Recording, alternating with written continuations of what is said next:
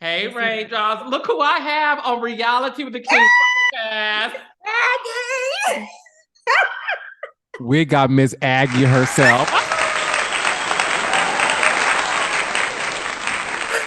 Oh my God. Brandi, why are you so Aggy, sis? You know what? I heard that. I was like, oh, I know Carlos did not say I was Aggy. But I did say say that. that. No, we have a lot to talk about. Okay. But I also said how much I love you. Because you know I love you, right? Always said that before, yeah. Yes. You know that. So we have a lot to talk about. Are you nervous? You got your cocktail in hand, honey? I got my cocktail for you. Can you get one? Can we share? I don't drink. So wait, let me see. Oh, you don't? Okay. I don't drink, but look, for the sake of this, okay. So my raindrops know I'm not in the clawfist. I'm not in the clawfist because I'm on. Where's your shoes? I know I'm in an undisclosed location working on something. Where you at? Can I get the tea after? You want the tea or the sip, girl? I want all of it. The tea, the sip, and the swallow. Well, we do swallow over here, so. Oh my God. I am with an African, just so you know. Okay. They like to. Are we going to an African wedding? Well, I don't know. I got to consult my African princess Portia to advise me on that. So we shall see. So wait, okay. I can't do water because I think that's bad luck. So hold on. Okay. I may have. Okay. I got some lemon juice. Okay. Okay. So I got that. This is a reality for the king first. Okay, here we go. You ready? First for everything. Cheers to. Cheers to what? Cheers to a messy, fun, insightful interview.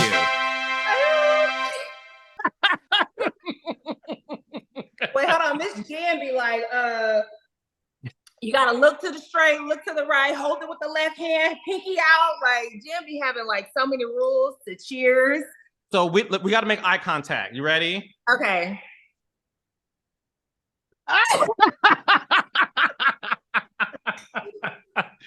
This is gonna be fun. So I'm here, Raindrops. Away, honey. This is probably the best introduction we've had, Raindrops. So please welcome star of Basketbal Wives, Miss Brandi.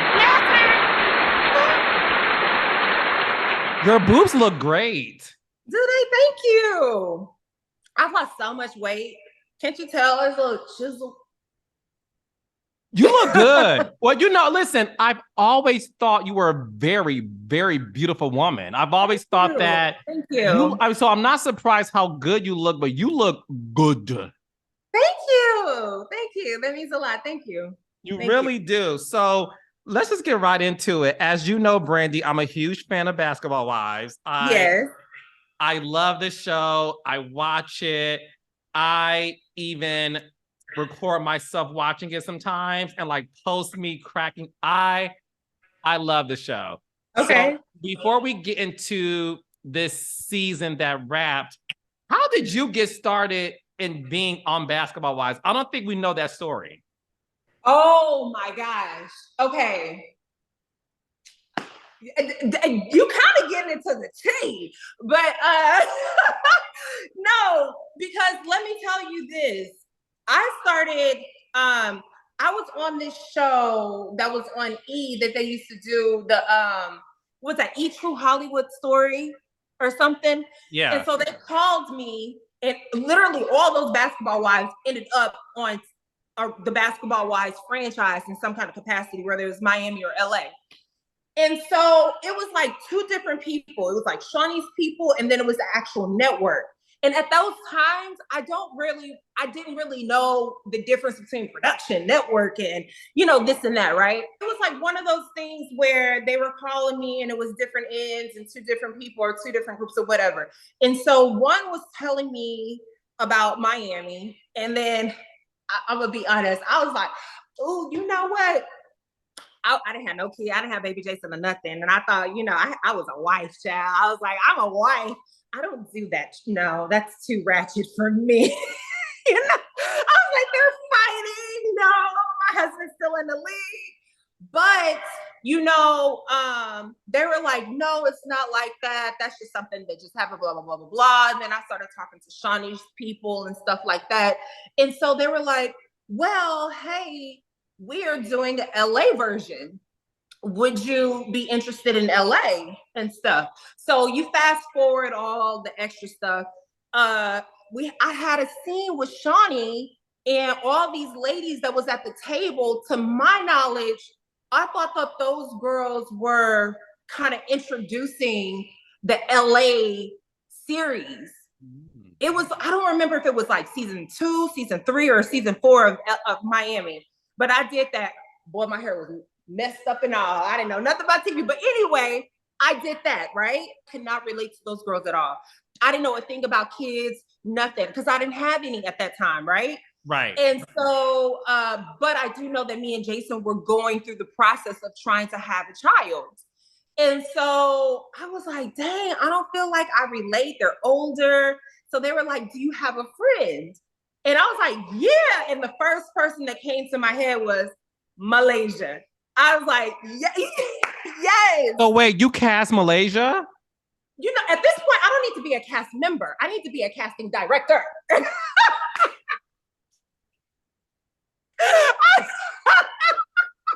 Are you the original Shaunie? No, but for real, no, like that's no show. So they asked me if I had a friend, and then like me and Malaysia went through talking to the network and stuff like that in meetings, and I was like, Malaysia, I'm pregnant. Yes, I was like, I'm pregnant. And then so I had to we get our contracts and everything. Like I still have my contract from Basketbal Wives going into season 1. And they were like, that's a liability. We can't do that. Well, I don't know if it was a thing. Well, they couldn't do it. I was pregnant. I was new. I was fresh. And this is a new series and stuff like that. And my husband's like, oh, we paid a lot of money to get this baby. You won't. So I couldn't do season 1. Season 2 comes back. And I'm into mommy mode at this point, because the baby's still fresh. And then season 3, I was like, I mean, if you want to know some more tea, Jason kind of got on my nerves a little bit. And I was like, you know what? It might be time to be independent. Let's just go on and see what this do. And I did it. Is that translation for you were dating other men? No. That was translation to I'm about to leave you. Oh. And I don't know if it was postpartum or what, you know what I mean? And then, in between of getting casted, my husband got eye injury. We kind of connected and got back, did what we supposed to do the right way and all this other stuff. And so, but the rest is history. That's how it started. That was a long story. So wait, none of us knew this. So listen, I am an OG fan of Basketbal Wives. So okay. I watched it when Miami, I'm talking about Evelyn, Shaunie, Jennifer, Royce, Susie, messy ass. You're talking about the days where you couldn't go nowhere. I would not go to, if it was on a Monday night, my husband had a game on Monday that started at 7. I'm walking in at halftime. Yes. Yes. So I wasn't with a basketball player back then. I was playing with balls, but not basketball players. So I would sit at home after watching Jeopardy at 7:30 to make sure by 8 o'clock I'm watching Basketbal Wives. Okay. So I remember season 4, Shaunie did introduce these LA, the LA cast. And what I had no idea, and I'm sure my raindrops did not either, is you in Malaysia, you obviously recommended Malaysia because at that time y'all were best friends. Yeah. And you got pregnant, so therefore they could not pursue a full-time contract with you season 1. So Malaysia started. No, I got the contract for the full-time. Like I have the contract going in, and I just couldn't do it because it was a liability. Right. So were you? But I was like, Angel was pregnant on ATL. Why can't I do it? Well, I think they knew Basketbal wise. It's milk if your buck. Oh. Right. Right. The liability is your eggs, honey. So that's the gag. Yeah. Okay. Did you feel any way that Malaysia continue on, or were you just happy for your girl? I was happy for my girl. Like literally, I was happy. I became unhappy when I got the phone call and she got into that fight. I said, as soon as I drop this baby, I'm coming on there. You know, like that was the only time. Like I was legit happy for her. You know what I mean? And I felt like she would be the first and only person I could think of when they said, do you have a friend? It was her. You know what I mean? So I knew that she would be like, it would be great, you know? So. Well, listen, you knew right because listen, Malaysia is definitely one of the faces of the franchise. And yes. And it's nice to know that sisters, you know, friends, you know, in that case, looked out for each other. So you joined Basketbal Wives LA season 3, correct? 3. Mm-hmm. And what we saw, Brandi, because I love this producing reality TV shows. There's nothing like best friends doing a show together because it's real. And we get to see the dynamic and the comedy. And we fell in love with you and Malaysia's friendship, right? Mm-hmm. You had Drea, you had Jackie, but it was you guys were the frickin' frack of Basketbal Wives LA. When I want you to answer this. I don't put words in your mouth. So we saw you on the show. You were fantastic. Malaysia was fantastic. LA got fantastic. Obviously, Shaunie came back. Before I get into the most talked about moment of Basketbal Wives history that includes you, you know, was Basketbal Wives LA on thin ice in the ratings, and Shaunie had to come in, bring other people to help save the show? I would say that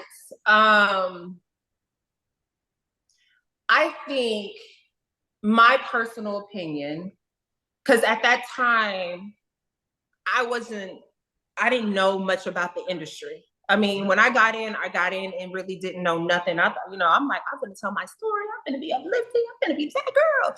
And I didn't know nothing about nothing. So I was able to I was honestly excited when I heard Shaunie was coming back. And I think at that time, we were hearing rumors about Evelyn coming back. And I was excited too, because at that time, I think me and Evelyn was staying in the same building or not. I don't remember. But I was excited either way because I'm like, the better, you know, like those little girls. So it would be a good joining situation. And looking back, you know how it goes. Like if we're missing story, losing out on story, it becomes a little, So I think it was there to kind of give a moment for, you know, the show. And that's how it happened. You know, like looking back, I didn't know necessarily if it was because of the ratings going lower or not. I didn't even know a thing about ratings, you know? But looking back and seeing what they do now, I think it was, you know? Yeah, because I think at that time, Drea left the show. And listen, it is what it is. Back then, Basketbal Wives franchise, let's just call it, it was like Bad Girls Club. It was really... You know? Oh, yeah. Because think about it. LA, you had Drea and Sunday Carter knucking and you bucking. You had Brooke and Jackie. And it was definitely, I don't like to use the word ratchet because I think that's misplaced word that people overuse. Yeah. But it was a lot of fighting going on, right? Yeah. And then at some point there wasn't much fighting, which people have this love-hate relationship with reality TV where if you fight too much, you ratchet and ghetto. But if you don't fight, you're boring. It's like that weird balance, right? Yeah.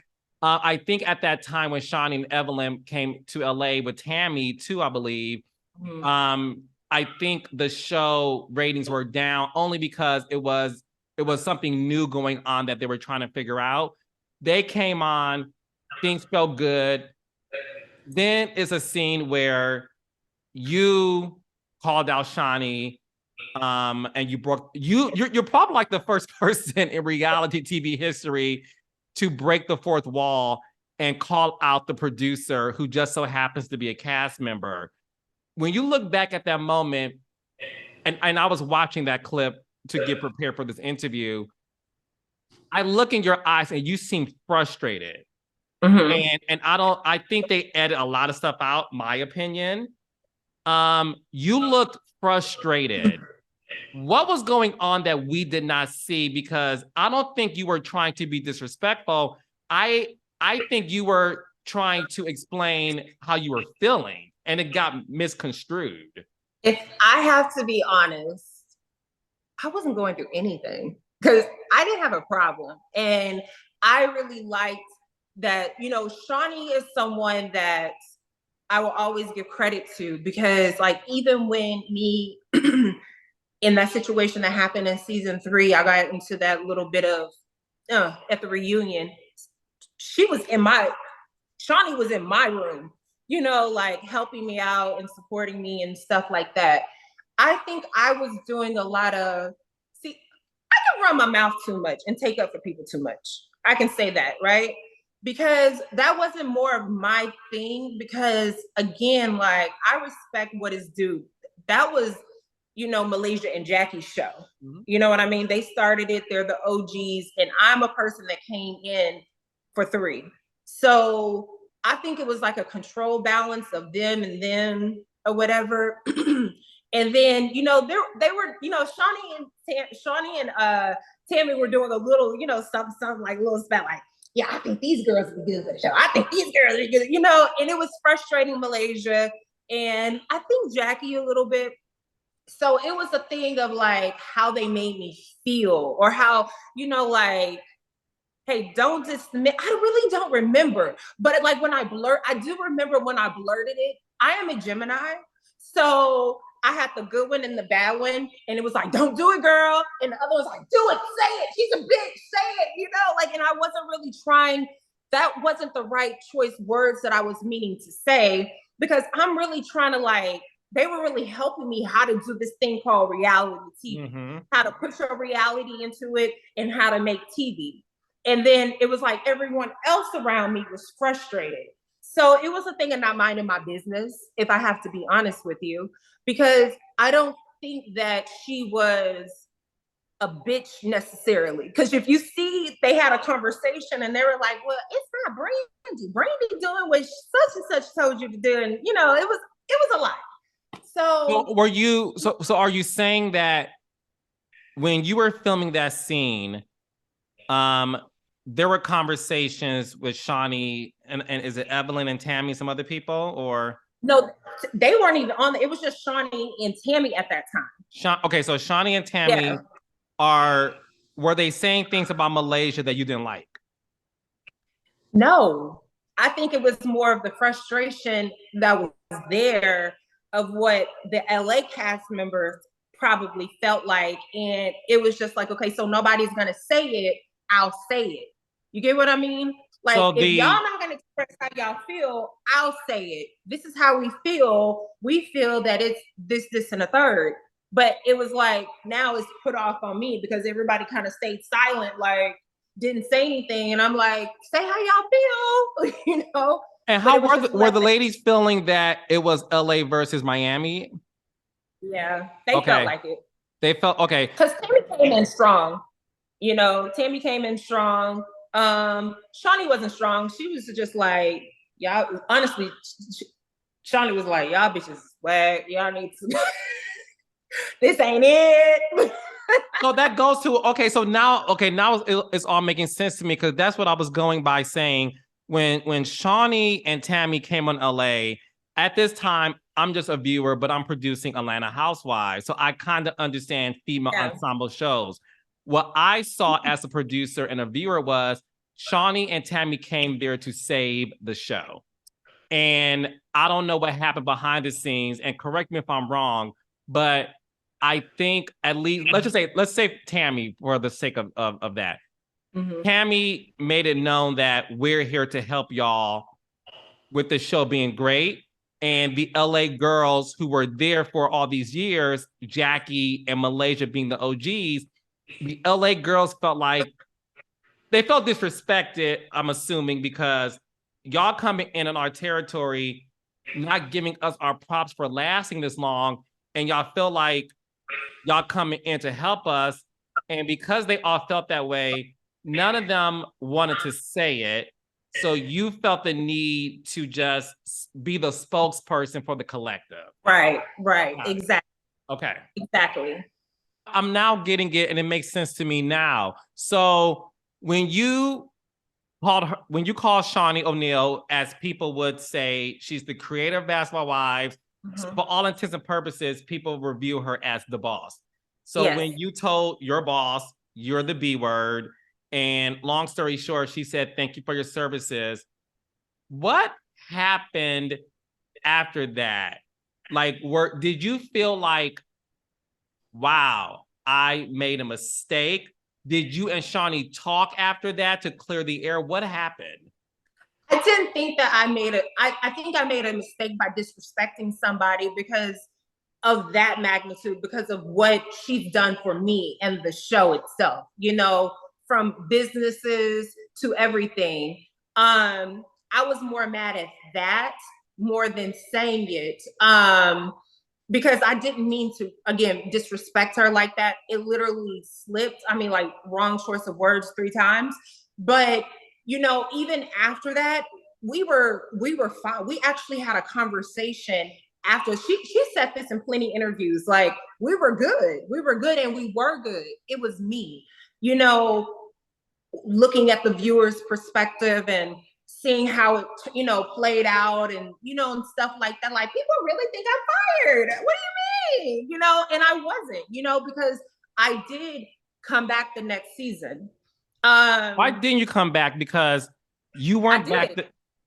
I'm sorry, you did come back the season after you said that, right? But then were you there the full season? What happened after that season? Because, go ahead. So the Thank You for Your Services was season 4. Yeah. I was there in season 5, full cast. And then season 6, again, I'm still getting acclimated to this industry. We were coming. So when someone wants to break the 4th wall in season 10, saying that I didn't keep my mouth shut and all this other stuff, that was confusing for me. Current season, when Malaysia say she's mad because I'm fired, I didn't keep my mouth shut about all of that. And I'm like, I didn't see that until we are all watching the show live, right? It didn't come back to me. It was supposed to, but it never came back to me. So when I'm watching this, I'm like, that's the furthest from the truth.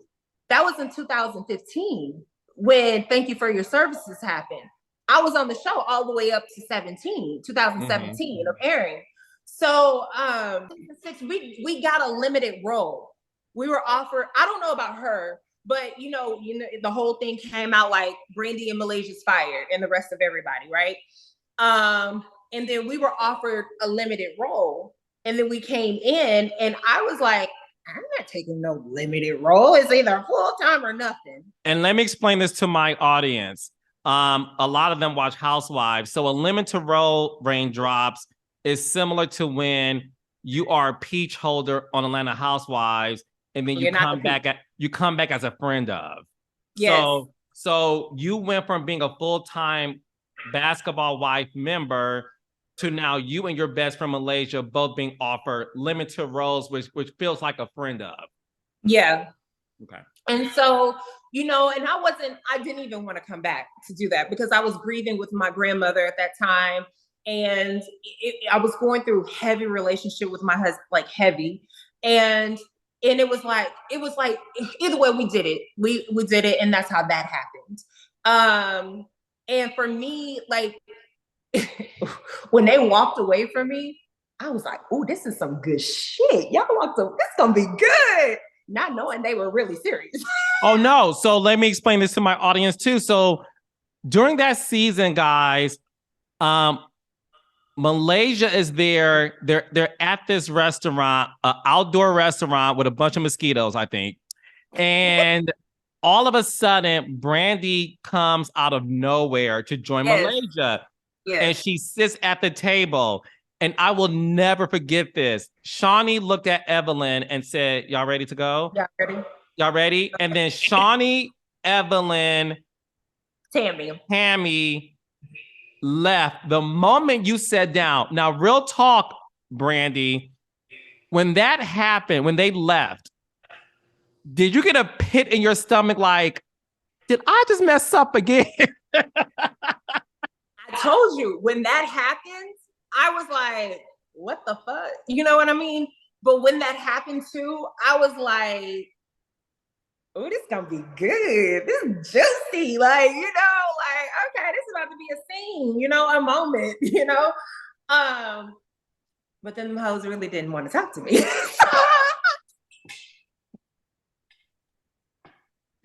We're keeping it real goes wrong. Amen. Thank you for your services, Ben. You are the first person in reality TV history who have been told twice, thank you for your service. No. That's Brandi. I don't think we saw you after that, did we, sis? I had scenes. I did scenes with Jackie and Malaysia and stuff. But not with the OGs? Not with the OGs, bro. They said no. They said, fuck you. But the thing is, I've talked to all three of them. You know what I mean? And they were like, no, it wasn't like that. It has something to do with this. It has something to do with that. Look, you have to take it for what it's worth. But let me tell you about Shaunie. People think like, we hated each other. Coming back to 10, I made it a point that I want people to see what Shaunie still has tried to do for me. I don't know. I mean, Shaunie, don't be mad if I say this because I don't know if I can or not, but she has put me in places to try to even get my own thing, and try to work with me involved like right before the pandemic and stuff like that. We talked about that thoroughly. I respect her as a businesswoman. You know what I mean? So shit happens, and sometimes you're in the way of business stuff that has nothing to do with you. So I wasn't able to receive that then, but I'm able to receive that now, what was. Yes. And no, listen, at the end of the day, Shaunie O'Neal created a show that is a pop culture phenomenon. Right. It's been on the air for almost 15 years. Yes. Spawn 2 cities. I heard some others are on the way, but you ain't got to confirm or deny it. I'm the king of reality television, so everything comes through my ears. But I can say it. You keep your mouth shut. Okay. I'm going to get you in trouble. Okay.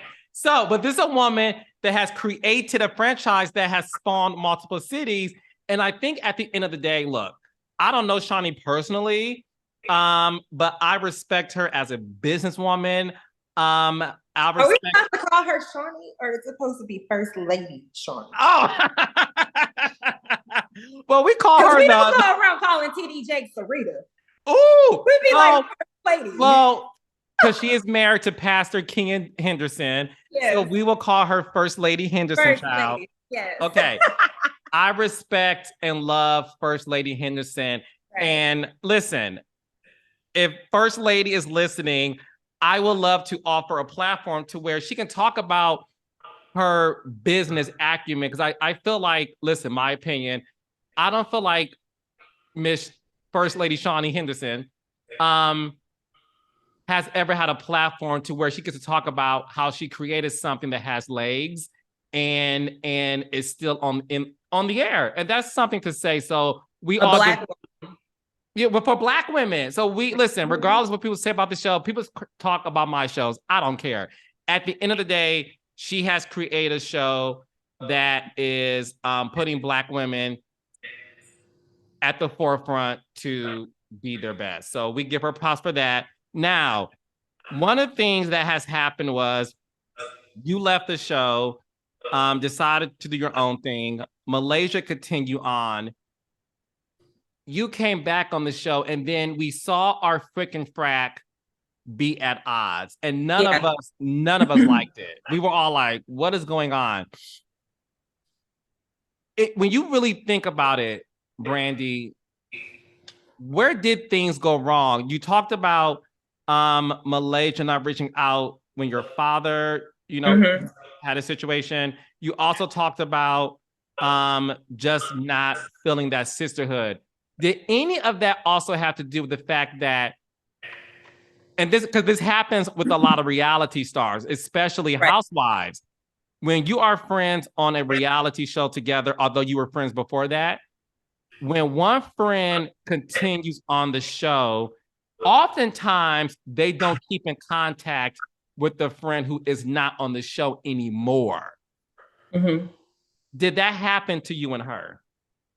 So let me go back to the conversation of my dad. Because me watching it, it was like, God damn it, girl, we get it, your dad. You know what I mean? I will say I forgot how to film. I forgot, like, you have to cut off conversation when it's too long. We all know in reality world, you have beats that you have to touch on, right? I was never mad that she didn't reach out to me with my father. A scene where you don't get to see is that, oh God, am I gonna get in trouble? Misplacement. You know how scenes work, right? Yeah. They can place stuff out of order or do stuff, right? Yeah. And kind of that happened, you know? And it was brought back to me that Malaysia was like, y'all are friends, y'all are good, and all this other stuff. And I was like, I haven't talked to her. If we're good, this is what I said. I said, I haven't talked to her.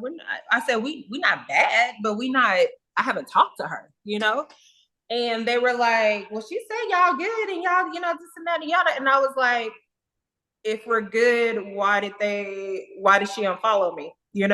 If we're good, if I came to LA, why didn't she reach out when she knows that, I'm filming? If we're good, why didn't she reach out pertaining to my dad? You know what I mean? That's what I said. So in that moment, they magnified, like they tunnel vision on, she hit call for because when her dad died. So when my dad died, I literally started filming literally 4 weeks after I buried my dad. So, I'm thinking I'm going to come to work. This is going to help me get over, release stress. No, it was worse. So any one thing, I was triggered, I was hurt. I was beat up inside because, my everything, So, and then it was just like getting out of control. I didn't expect your freaking frat to go to be like it was. You know what I mean? I came in with fresh beginning, like, oh, hey. And, I saw everybody know the little cut I should do. And I was like, oh, shit. But it wasn't meant to be like that, And I haven't seen or laid eyes on this woman at that time in about 3 years. That was in 2021 when we filmed.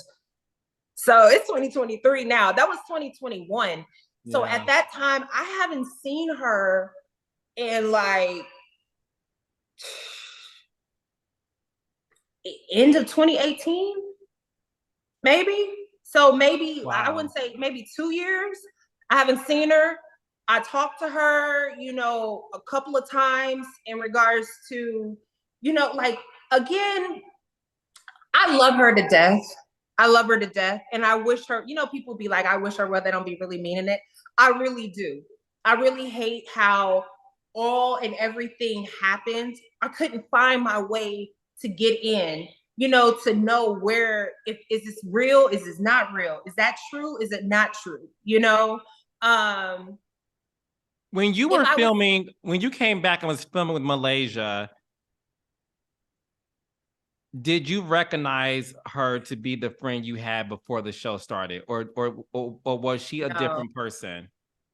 no, I think we both were, you know, I think, you know, and especially no one knew about her storyline while we were filming for a very long time. Maybe not until we started filming part B, you know what I mean? So, you know, I think like, you know, Marcus, right? Mm-hmm. You know, so he was like, y'all getting on my nerves. Y'all really need each other. And y'all are being so stubborn. And, you know, it's not registering with, you know, what is, and probably not even with her, you know? So when I'm watching this and I'm seeing what she's going through, I'm like, oh, you know, okay, you know, like it was heartbreaking. It was to the point after Jen said what she said, I had to call her and was like, This is after Jen brought up the foreclosure. yes. Okay. I was like, enough. I'm not going to go into full disclosure of what is, because I would like to keep that private for the both of us. But we had a heartfelt moment, and then it was like things shifted back over, and then it shifted back. So it was just like I felt sorry for her, you know, and I felt not for a pity, but it was just like we really did need each other. You know what I mean? Because it was a lot that was going on. And it was just, I don't think anything that we went through was that deep at this big grown age, you know, for it to transpire the way it did. Have you spoken to, so obviously when Jennifer brought up the accusation that her house was allegedly in foreclosure, Yeah. she then quit the show, right? Mm-hmm. Did you talk to her before she quit the show or immediately after Jen made that statement and y'all had a private conversation? Both. It was the very next day. It was. Yeah, it was. She said that she's done, you know, or whatever from what I heard. And then it was immediately the next day I called her. Like I had to really let that sit in for a little bit. And I called her and we were like probably on the phone for 2 hours, 3 hours, I don't know. And see what you don't see when you call me Aggy, I was Aggy the fuck. Can I cuss? Can I cuss? You've been cussing for the past 45 minutes, Miss Thing. Okay. So continue, sis. Well, I was Aggy as hell because we had a great conversation, and then I'm coming into a scene with British and Duff, and then it shifted to I'm a bad friend. I'm like, girl, I'm not even. I'm in the scene where it started with me and Duffey, and I'm not even there. Okay, I'm there, but I'm not there. Because you were still processing. Okay, this is why I do this podcast. Okay. You were still processing my best friend that I've known before all this TV stuff. Right. Has left the show. Jen called her out on something. I see the hurt in her eyes because I y'all don't know her. I know her. I'm propelled to call her. We speak for 2 hours. Wait, Carl, let me stop you there. Go ahead. I wasn't even thinking about the show. Oh no, I know that. Talk about too much of the show. It was some other personal shit. Oh, I believe it. No one talks 2 hours about the TV show. No, I'm with you. You were in a very vulnerable, emotional place. Yeah. That's why I said this is my best friend. This TV stuff y'all can have. I am trying to be there for my friend. We may not be as tight as we were, but I know her. Y'all don't. And I'm going to talk to her for 2 hours about life in general and our friend, whatever. Right. And then you have to film a scene with Duffey and British. And as you are still feeling the residue from a 2-hour-long emotional conversation with your best friend, you're now your friendship to Duffey is now being questioned and you just lost it. Yeah.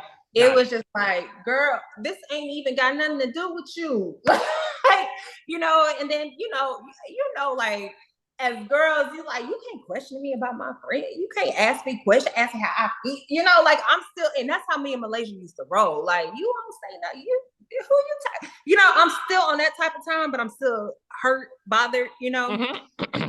But that was it. You know, that's how all of that began.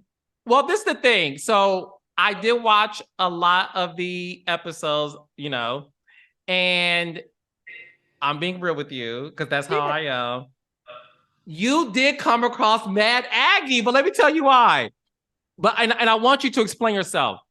What I saw as a viewer, so my producer hat is not on as I'm watching you converse with Duffey about y'all friendship. I saw you be a dog with a bone. I was like, this girl wants... Like, what do you mean?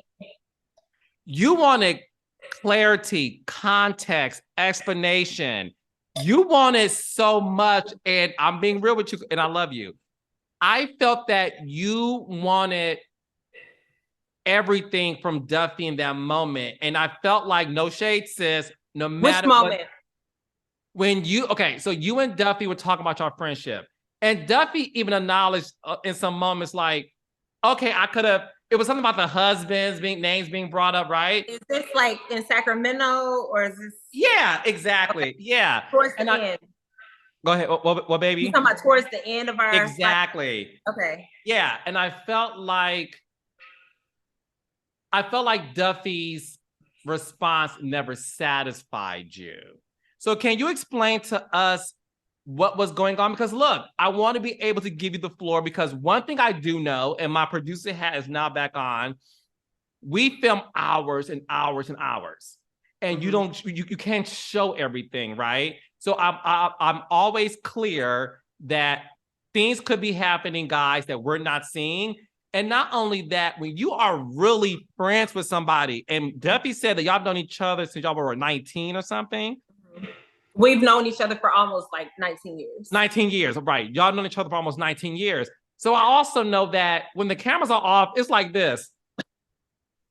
Girl, so I also know that there's conversation, because y'all are, unlike most shows, y'all don't show up, film, and then go about your business.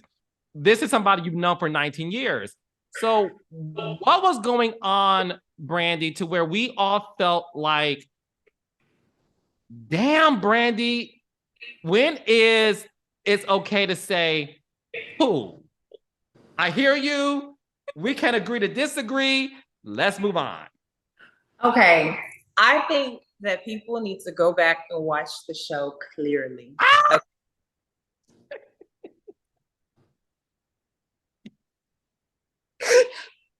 Go back. Let me take a sip of my lemon juice. Let me take a sip. Because I just got red. Go ahead, boo.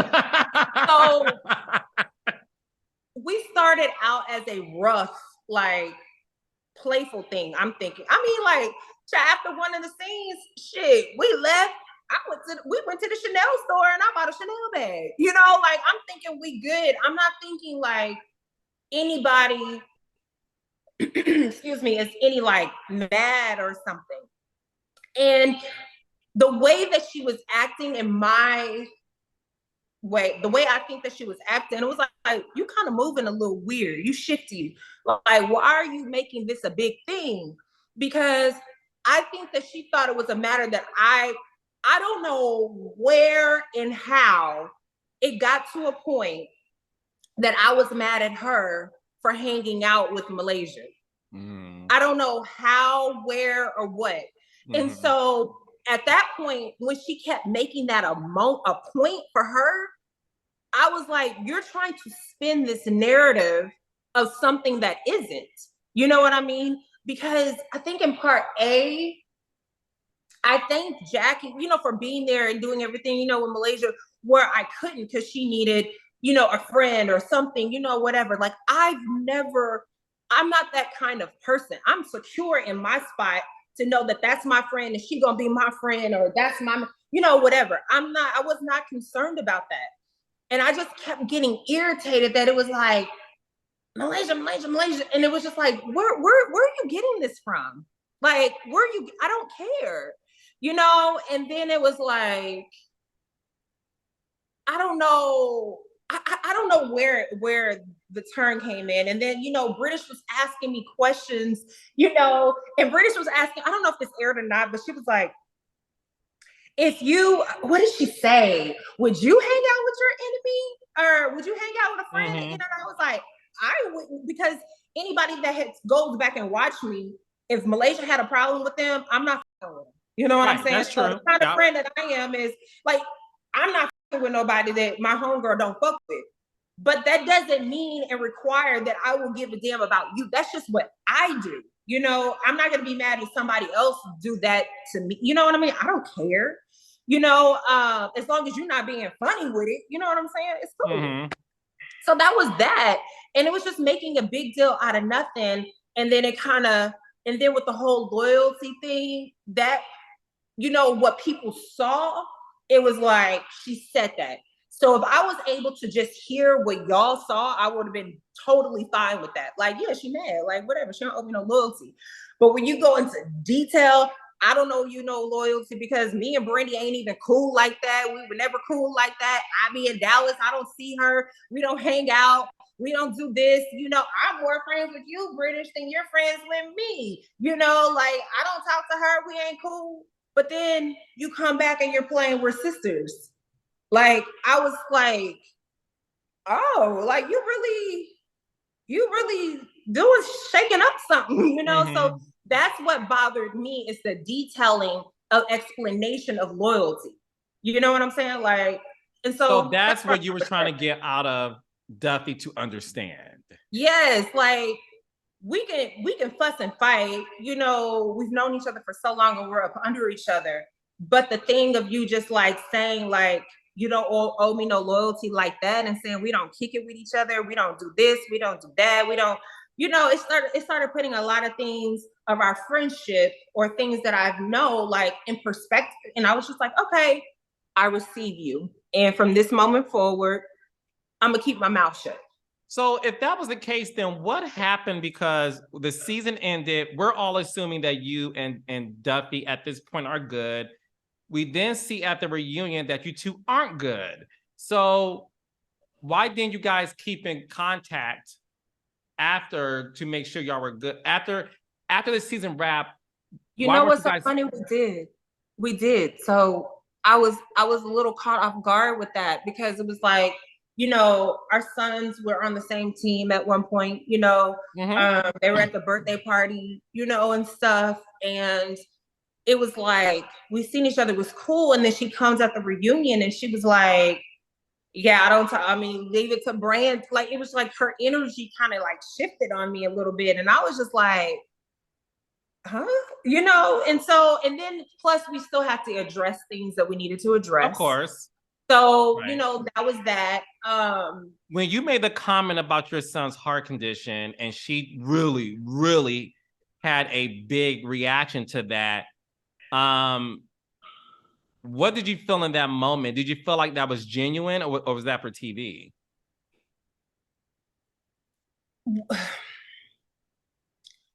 I like to keep the relationship of what we have and where we left off at that.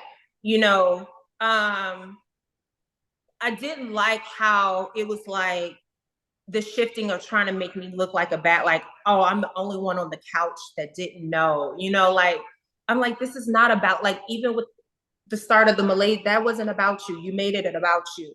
My son, that's not about you. This is about my son. Like, it's not a thing of the people that knew or the people that called my phone. I wasn't picking up the phone calling nobody. You know what I'm saying? The only person that I picked up the phone to call for in regards to, the situation, I mean, not the only, but, mm-hmm. is, I think it was Shaunie for sure. Shaunie saved my life, because she's the only one I talked to. I'll get into that later, but I was a little taken back, because you got to understand, my son was going into surgery days after the reunion. So I'm like, girl, what? So, but again, I like to keep those relationships. Look, I've I've I've had a lot of great relationships, that I was able to I guess get to know better because I knew all the women before coming in. And I'm appreciative. I'm grateful for those relationships. In the show, like the cast members, the producers, truly, because they were VH1, they were very supportive of what I was going through at the start of my dad. They knew like this is gonna be tough for her, coming in. And then, now with my son. So I'm really appreciative of every last lady that really took the time to really pour love into me because I really I needed a hug and love, What people don't know too, the frustration, Carlos, I was on a plane every week. Every week I was on a plane to come down to my family. So I would film 4 days in LA, come back for the other days, or 3 days in LA, come back for the other 4. It was important to me. And so, and they, people ask me these questions like, why are you wobbling? And my knees was I flew so much, my knees was like this big. And it got to me by the time we was in Mexico. Like, it was bad, but I was just doing a lot. I was doing a lot and trying to juggle it all. And that's where I'm at now. Like, with my son in this condition, it really opened my eye to the bigger picture. Is this for me? Do I need to do this? What do I need to do, for my child? I only have one and I only could get one. When that stuff happened with my son, it broke me. You know what I mean? Because I'm like, damn, I know how to be strong. I know that, with my health situation, but it was just, it was painful. I didn't know. I thought I was about to have a heart attack. No, you dealt with a lot. I mean, obviously, you're a cancer survivor, right? You were able to. Was it ovarian cancer? I believe you were able to survive that. God is good. You're dealing with your son and his heart condition. And listen, we're all a faithful praying people here, so we're praying that he'll be fine as well. So we totally get that. And I think now that we know that, because you have to travel from LA to Texas, right? And go back and forth to deal with that. And that does do a toll on your body and your sanity. So now I get it. Now I get why you were Aggy. So there you go. Listen, like even my dad stayed with me all of my son's life, So he died when my son is 11 now. So that was 2 years ago when he was 9. So you got to understand, that was my son's getaway. So like him crying and I'm not there sometimes at the moment, that broke me as a mom. Like I felt like less than as a mother. Like, what am I doing? Like, is this important? Is this, so then he was, in school, he was being bullied in some kind of capacity of what he felt like picked on. I wouldn't say bully because that's a heavy word, and he was dealing with a great deal of emotion, now I'm going to have him go through grieving counseling and go through counseling to deal with this whole new journey of life and what he's going through. But at that time, it was very difficult for me. I'm not trying to make an excuse or like, this is my reason. And it was just like, and then you're on top of dealing with drama that you really just don't give a about. Because in real life, no one, like, I'm not going to sit at a group of table with women and argue about the same thing over. Bye, peace, but this is my job. Yeah. And I got to make good TV as well, Oh, no, that's why you've been on the show. So listen, you are a great reality star, which is why you're on my podcast, honey, because if you weren't, I would ignore the emails. Okay. How did you find out Duffey quit the show? She quit.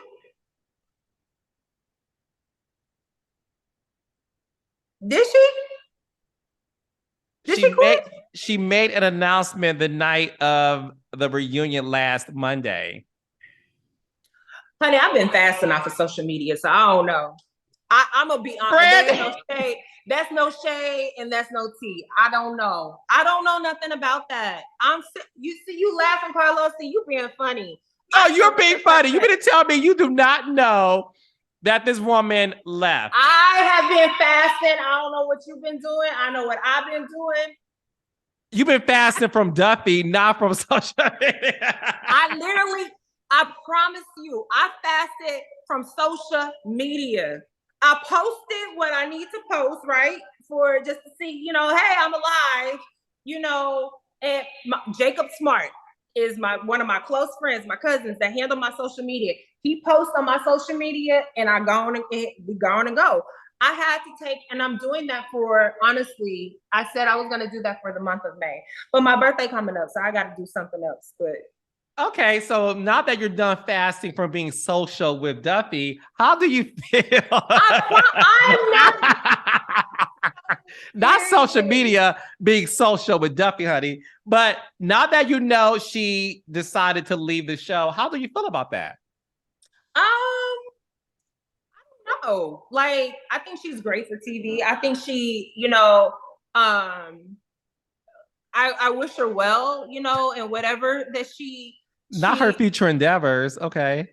No, I don't know. Like, I seriously, I don't know. Like, I think Duffey is really good for TV, Yes. and, she is a DJ that travels with, French and they travel with French and everything. So that could be a thing of why. So I don't know. Okay. When you remove yourself from reality TV, right? And then you go through 2020, right? And you go through all those changes of being stuck in the house, you kind of get complacent and you kind of be like, damn, I kind of miss my peace. I think we've all on the cast have kind of felt that way. Like, I kind of miss my peace. Like, what happened? So it could be a thing of that. Everybody has their. Oh. Okay. Before I let you go, I need to ask you about Jackie Christie. Yes. We all saw the reunion. We saw what happened between Jackie and Brooke. By the way, you have, first of all, you're a gorgeous woman. Thank you. You have never looked better, baby. That power suit was like burnt orange. You looked. Oh, the suit. Thank you. You looked so stunning. Thank you. Beyond the perfect. I mean, you were head to toe a mermaid. You looked. That was my 10. Shout out to Triple D, Dallas, Texas. You hear me? You looked. TJ, Amy, beyond. Jacob, they all did a good job with me. Beyond stunning. So you looking stunning, giving us mermaid teeth, gets up. You know what? I'm about to, okay, this is over. I'm logging off. I know where this is going. You look good. You look good. That's a compliment. I know where this is going. No. So when you got up in your mermaid, looking gorgeous, honey, with the wet and wavy, and then you sat in between Brooke and Jackie, and when you told y'all are funny. Jackie said, I don't need no help. She said, honey, I'm trying to help you. Like, you know, I think when I say you guys make me laugh, I love this show. Okay. Jackie is one of those people where I did ask her this. I said, Jackie, do you put on for TV sometimes, or are you like this 100% of the time? And she said, Carlos, I get asked that a lot. She said, this is who I am. So I want to ask you, because I know that you like Jackie. And I know that you don't have an issue with Jackie. Jackie, to me, is somebody who takes her role seriously. Because I said this to her, I said, I feel like because you're an OG from LA, you feel like you need to rally the troops and you need to make sure the show is great. You know, there may be some times you get into it with people, but I said, I think you, like you said earlier, I'm here to make good television. I feel like Jackie knows that. And she was like, no, I am who I am. And I was like, I'm not saying you're not who you are, but I feel like you cut it off for the cameras. Yeah. Is Jackie like this on and off camera 24/7?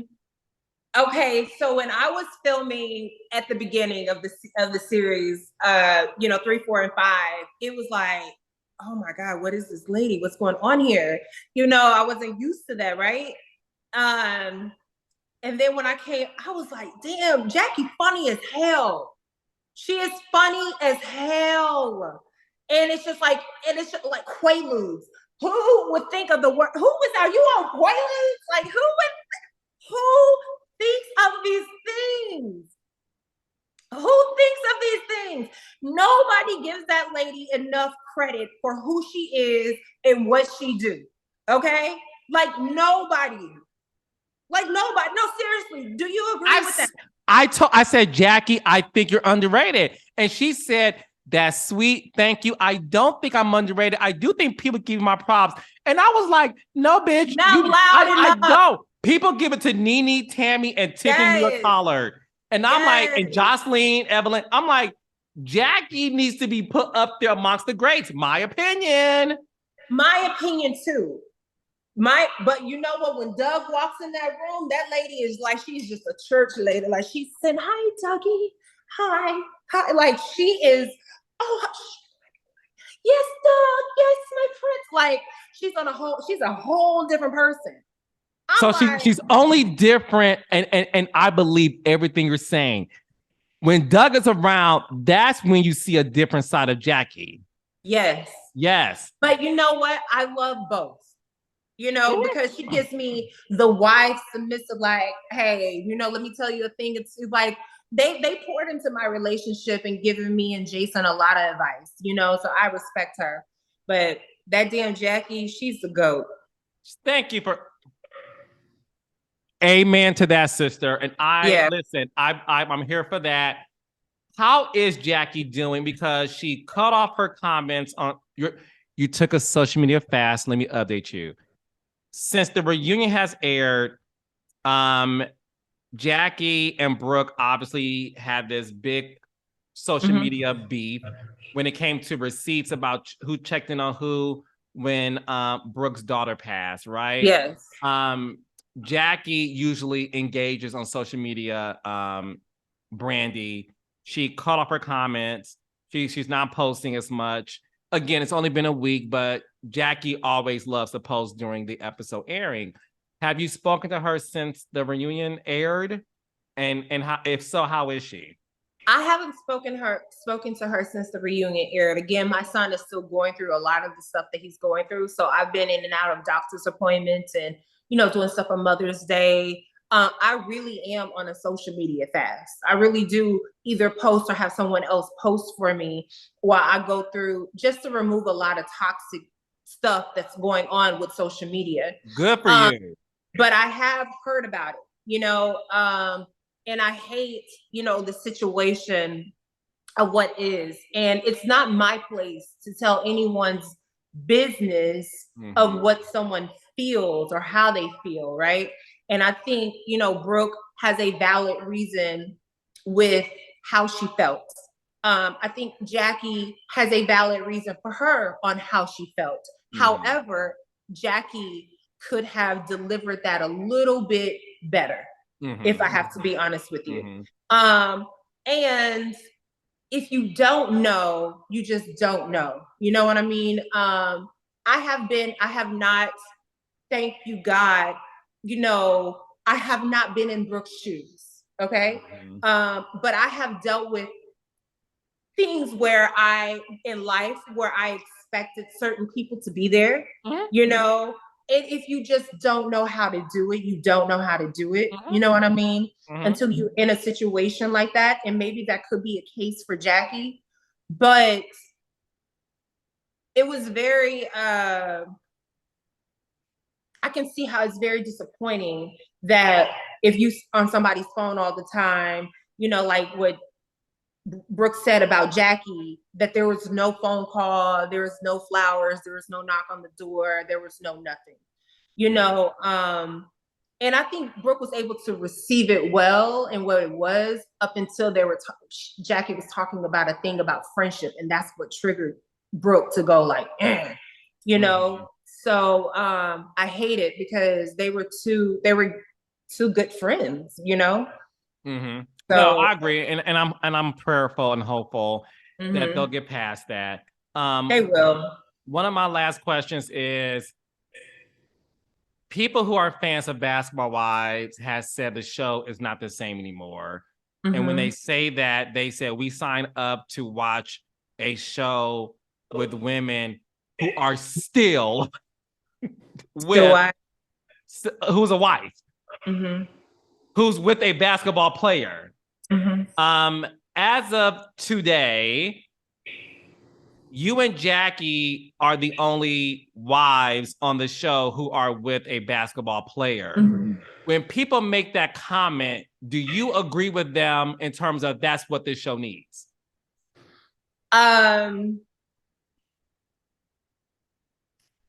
Look, whew, how do I answer that? I think that when I first came in, you know, when I heard about LA, I heard there was going to be wives and significant others and stuff like that. And I thought that that would be the best because my husband was playing at that time.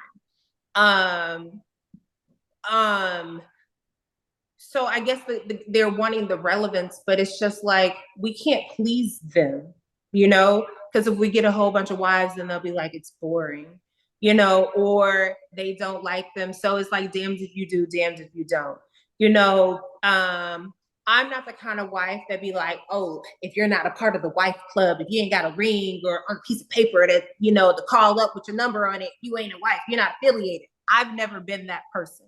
Mm-hmm. You know, even while my husband played. So if you are affiliated with it and you have a story to tell, you know, why not? You know what I'm saying? Why not? You know, I think they should add maybe, you know, a couple of more wives, you know, just to show the lifestyle and the real and highlight, because what Jackie did, you know, going to Sacramento and stuff like that, that was really good. That you were actually, for the first time, you were able to track down the worlds of NBA. So, you know, I think one scene Shaunie brought Shaq, you know, that was a good thing. You know what I mean? As long as we get some moments like that here and there, whether you know the player or not, it's good. But it's, I mean, I don't know. and it's hard to cast, but in your dream world, okay, who would you want to cast to be on Basketball Wives if you had a magic wand? And these are current women married to a basketball player. Current? Yes, current right only. Now? Right now. Not or to your point, was married to one that's a legend like a Shaq. Go ahead. Current?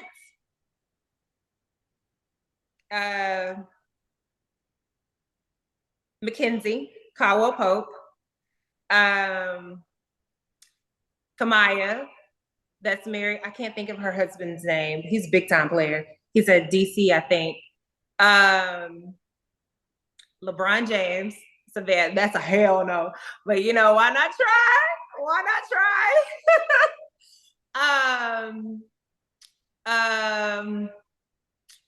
Who else do I see?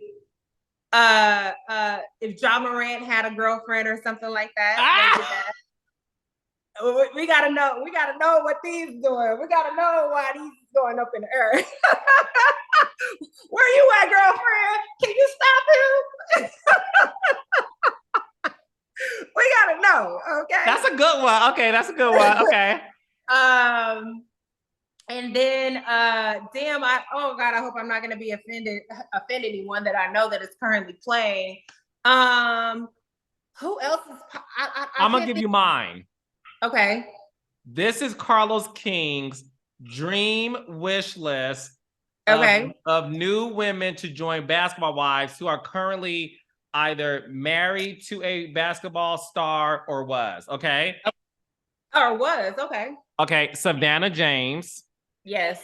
Who's married to LeBron James. Hazel Renee. She was on Basketball Wives. I know, I want her back. She is now married to Draymond Green. Yes, she's good. Ayesha Curry. Oh, yeah. Come on, yes. Who's married to Steph Curry. Yes. Vanessa Bryant. No. You don't want. No, not on this show. You gotta protect that. Yes, you gotta protect that legacy. I said wish. Okay, maybe she could be a friend of. Friend of? Yes, coming in and out. In and out. Lala. How you gonna take my fifth one? Yeah. And Lala, and mix that all together. That would be great. Okay, so that's okay. Yeah. And then I would want to see Sierra because Sierra, Lala, and Vanessa are friends. We want to see Sierra, who's with a football player. I did possibilities, okay? You did way off already. I did like kind of what makes sense and what could. Well, I said wish list if we had a magic wand. But I'm gonna say this: getting John Morant's girlfriend, if he has one, is dope because we need to know what's going on with brother. So you definitely win in that regard. Okay, so listen, I will give you all the props in the world for coming on this podcast. I adore you.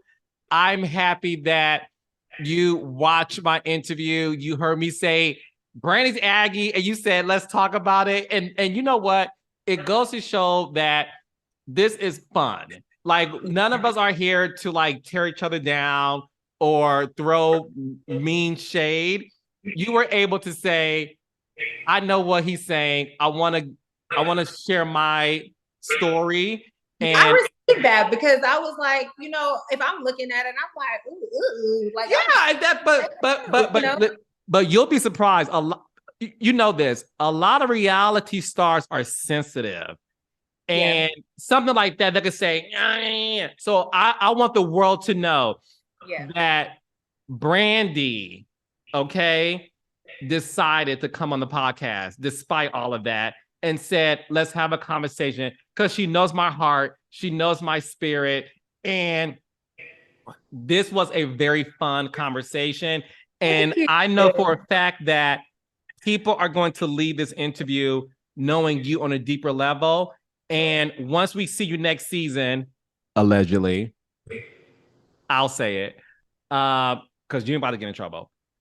Listen, if there's a next season, we want to see you on it.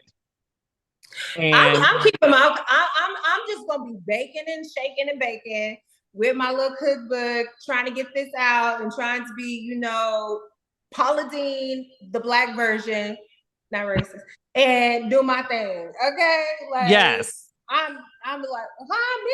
I ain't saying nothing. Well, we want you to say something because you're good television. Okay, so there we have it. So my beautiful Brandi, where can people find you, follow you, support you, and buy cookbooks, seasoning? Like, what are we doing, Martha Stewart? Okay, let me tell you all the tea for me. So right now, I had to put a pause on my cookbook, and I'm back now activated now that my son is recovering and doing what he has to do. I'm going to release that, but follow me at Maxiell Kitchen. If you don't know how to do that, Brandi Maxiell on my main page, all my pages is highlighted. I have a salon in Dallas. I got one more suite open available. It's in Carrollton, Midway Salon Suites. If you in Dallas, come to me, okay? And I'm opening another bigger one in Frisco. So I'm doing that. I'm a businesswoman, honey. I'm independent here. No. And I have my cosmetic line. Look at my lips. Those are mine, all of that. Like, I'm an entrepreneur. Just go to my page. I'm there. You'll see me. And I really, honestly, Carlos, I want to thank you. You're so sweet. When you said that, I was like, Aggy. Okay, I'm going to show him what Aggy is. But I love you. I love you. You're the GOAT. I love you. You're the king of reality TV. Okay, you had us entertained first, so don't remember that. I thank you for that, baby. I love you. And listen, when a new season comes back, and if you happen to be on it, I want to personally invite you back to where we can talk about the new season, and we get to also see whether or not somebody on our wish list is going to make an appearance. Okay. Okay. I love you, boo. We gotta talk though. Okay. Yeah. Okay. Well, bye, y'all. I've got to talk.